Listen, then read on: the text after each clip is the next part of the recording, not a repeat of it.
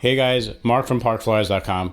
Today we did a custom build for a customer. This is based on a Supra GT4 from Traxxas. It's their 3.0 edition on the 4Tech line. That means it's a little bit bigger than the 2.0. You have a wider chassis, bigger wheels, just a little bit bigger car.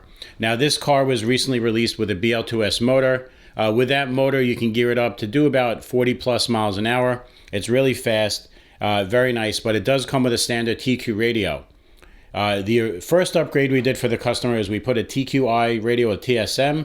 It made the car a lot more stable and a lot more enjoyable to drive. You have controlled drifts, and the car was absolutely beautiful to drive.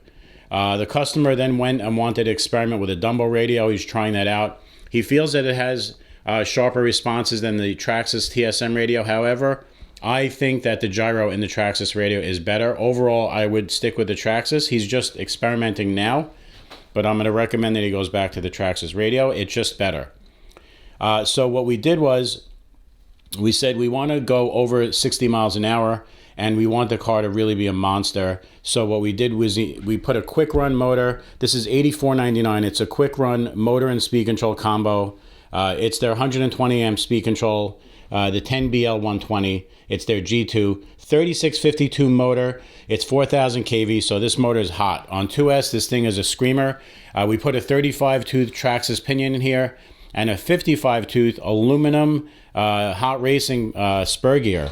Really nice. We have these in stock if you want them. They're $29.99. These are going to be more durable and obviously faster than the stock Spur gears. Traxxas does not offer a 55 tooth Spur, and they also don't offer aluminum in their Spurs. So when you're going this fast, you don't want to have a plastic Spur. The teeth are tiny on the plastic ones, and you don't want them to overheat and fail. So aluminum is the way to go.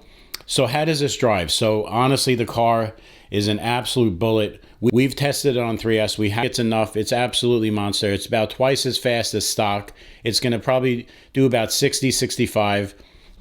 Now the cool thing about the car is that on the 3.0 you have these really wide wheels. So it may not look significant or important, but when you're doing high-speed runs, the car is so much more stable. We put on the camber links, we adjusted them.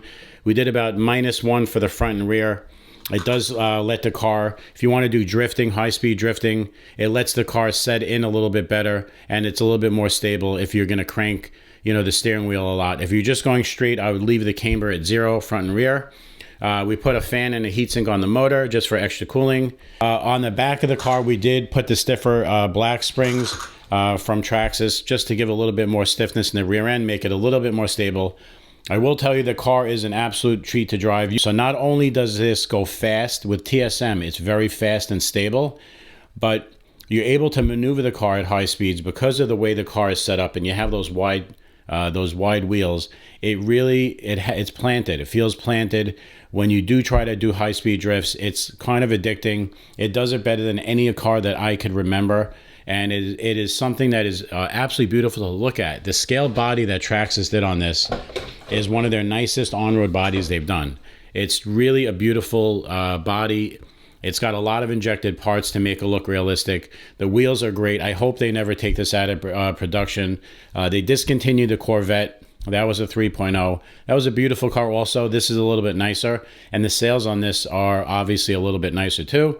But I hope they never discontinue this. They really should. There should be racetracks around the country making races based on this platform. It's that good, and I really mean that. It handles great. It does high speed very well.